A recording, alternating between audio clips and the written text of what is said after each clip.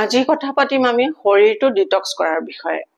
শৰীৰ ডিটক্স কিয় কৰিব লাগে, কিয় ইমান জৰুৰী শৰীৰ ডিটক্স কৰাটো, আজি গোটেইখিনি কথা ইয়াত ভালকে কভাৰ কৰিম।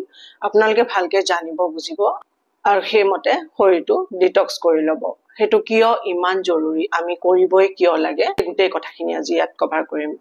আপোনাৰ অকাৰণতে ভাগৰ লাগি থকা, খাবলৈ মন নোযোৱা, পেটটো গধুৰ গধুৰ লাগি থকা, ফুলি থকা যেন লগা, হঠাতে ওজনটো বাঢ়ি যোৱা, মুখত পিম্পল হোৱা, বহুত চেষ্টা কৰাৰ পিছতো আপোনাৰ স্কিনখনত কোনো গ্লো নাইকিয়া হোৱা, এই গোটেইবোৰ বস্তু বা ইয়াৰ দুটামানো যদি আপোনাৰ হৈছে তেতিয়াহ'লে আপুনি গম পাব লাগিব যে আপোনাৰ শৰীৰটো ডিটক্স কৰিব লগা হৈছে।